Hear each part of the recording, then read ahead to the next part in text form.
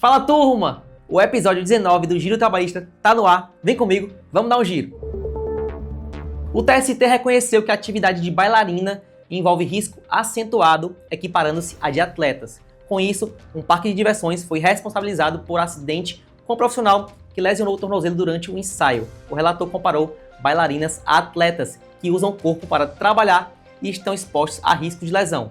O ministro reforçou: bailarina é atleta da dança. O parque foi condenado a pagar a pensão mensal e indenização de R$20 mil e despesas médicas. Essa tese do risco acentuado tem sido muito usada pelo TST nas suas decisões, especialmente em acidentes de trabalho.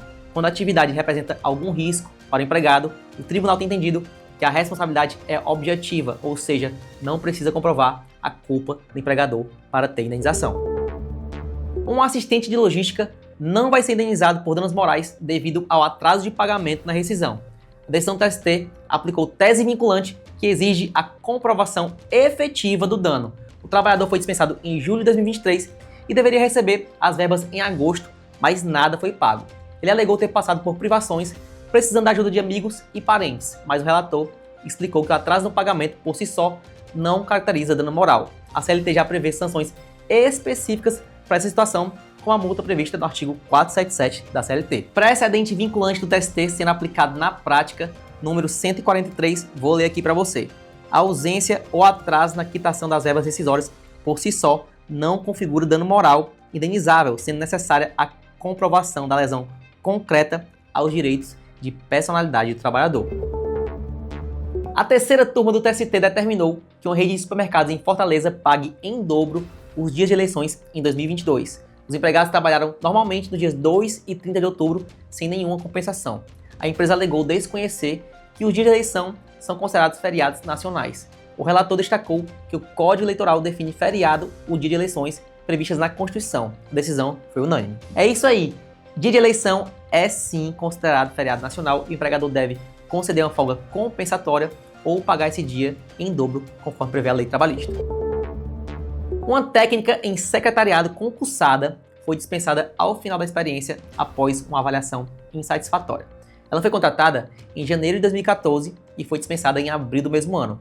Embora aprovada em concurso, ela obteve notas baixas em avaliações que indicaram dificuldades em proatividade e execução de tarefas, mesmo após os treinamentos. A técnica alegava que, por ser empresa pública, o hospital deveria motivar a dispensa com um processo administrativo. O hospital, por sua vez, apresentou documentos comprovando o baixo desempenho. O relator destacou que o caso não se enquadra na tese do STF sobre necessidade de motivação, pois a discussão era sobre a validade dos motivos apresentados. A decisão foi unânime. Decisão muito interessante do TST, que reforça aí mais uma vez o caráter experimental do contrato de experiência, também valendo para concursos públicos.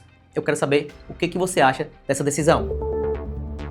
Se você já faz parte do direito do trabalho da EX, você está assistindo esse vídeo aqui em primeira mão antes de todo mundo. Agora, se você ainda não faz parte, eu quero te convidar para conhecer o nosso ecossistema completo em direito do trabalho, o direito do trabalho da EX. Nós temos vários e-books, temos tabelas, infográficos, apontamentos, modelos, questões, temos também caixinhas de perguntas que eu respondo e também alguns convidados, tudo sempre muito atualizado. Vem fazer parte do direito do trabalho da EX. E você pode ter acesso agora, acesso imediato a todo esse ecossistema em direito do trabalho, clicando aqui no primeiro link da descrição.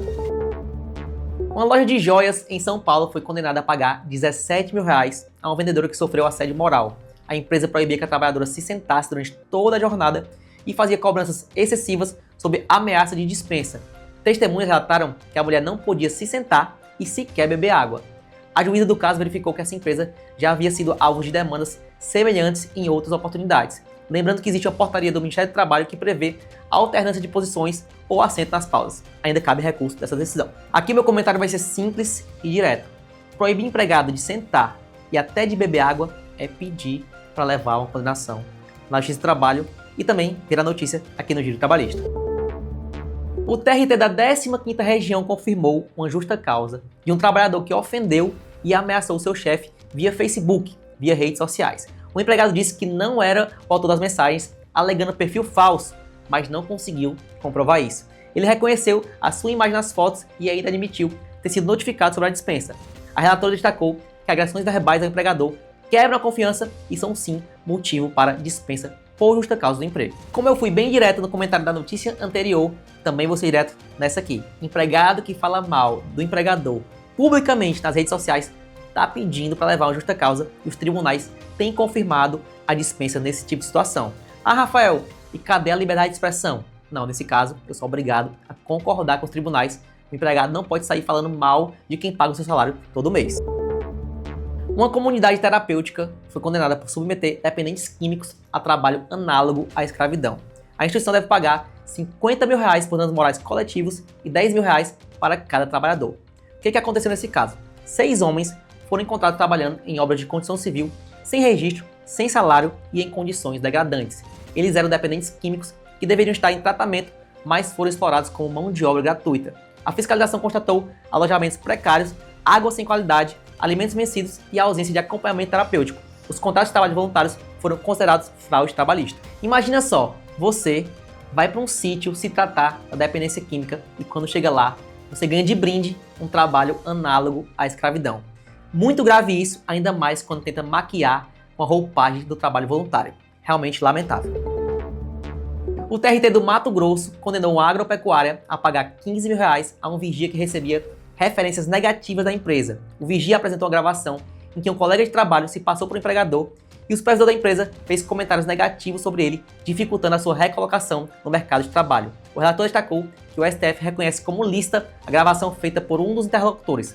Referências negativas caracterizam o dano moral, mesmo sem perda concreta do emprego. Aqui está uma situação muito polêmica. Até que ponto o empregador pode falar mal do ex-empregado quando alguém pede referências para ele? Eu quero saber a sua opinião, deixa aqui nos comentários. A terceira turma do TST condenou um frigorífico a indenizar a família de um motorista que morreu de Covid-19 contraída em uma viagem a trabalho em maio de 2021, na fase crítica da pandemia. Para o relator, o serviço essencial expunha o trabalhador a um risco acentuado. A empresa foi condenada a pagar R$100 mil de indenização para cada familiar e pensão mensal de 2/3 da remuneração. Mais um caso que o TST condena com base no risco acentuado. Nesse caso, estabeleceu uma indenização para cada membro da família e ainda uma pensão mensal. Eu quero saber de você. Você achou justa essa condenação? Chegamos ao fim de mais um Giro Trabalhista e se você está saindo daqui um pouco mais bem informado, não esquece, deixa o like nesse vídeo, se inscreve no canal e ativa o sininho para não perder nenhum giro daqui para frente. Meu nome é Rafael Prachedes e até a próxima semana.